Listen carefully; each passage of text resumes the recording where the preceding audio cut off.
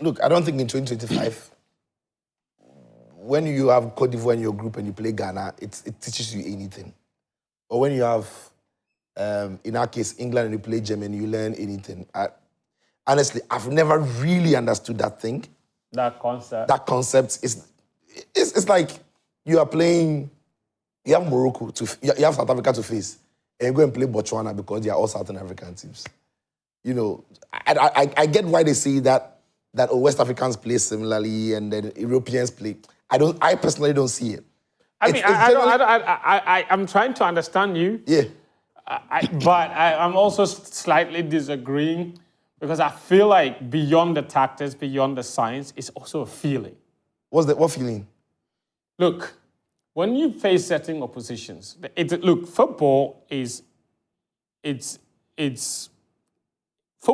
ingrained in the cultural fabric of a people. Yes. So the way you approach the game, tactics aside, the mentality you go in with, the nuances, like there are tiny nuances. You may not learn way too much from it, but I think that in the end, you learn. You're going to grasp that in 90 minutes to prepare yourself for. Maybe. I don't think so. I personally don't think so. I think it's just something that people have gone with the flow that, we play against Ghana, so let's try Cote d'Ivoire, let's try Nigeria. But I don't see the science in it. I don't see the football. I don't see what you get from it in football. As a matter of fact, if you're going to play against Spain in your group, which team in Europe are you going to choose to play? Portugal, Germany, France? Maybe. It doesn't work. Completely different opponents, completely different teams. Yeah, but is there any other team in the world, outside of Europe, for example, that plays like Spain? No.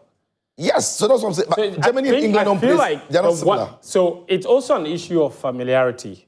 This is my view. Yes. That because that particular opponent is very familiar with the opponent you're going to play, playing against that opponent might teach you one or two things about your other opponent. I don't think so. Because they constantly face I don't think so. I personally don't think so. I don't think it works. I know it's been there forever. Everybody says it, but I didn't see how it works. I mean, it's a good exercise. I kind of get you. Yeah, it's a good exercise for both teams. Two teams that are going into the World Cup.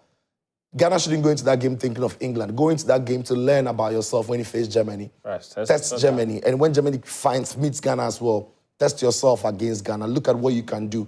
How are you going to approach the tournament? How are you going to try your tactics? Where are the players going to fit? And that is how, for me, it works, right? And so when Ghana is going to play against Germany, you're defending well in your set pieces. You're looking at how you can counter-attack against Germany because they will have a lot of the ball, possibly. And so when you get the ball, you're going to try the tactics that you are going to be using throughout the competition. And that, for me, is the most important thing. I think that it's a very good fixture. It's a very testing fixture for both countries. And Otto has to make the most of it. Danny says it. In the first games that we had in Asia for Japan and Korea, which were very good tests for us, we didn't make the most of it. We have got no excuses for this one. It's been announced months before it actually kicks off. So we need to prepare, get all the boys available to come and, of course, help Otto build a team going into the World Cup.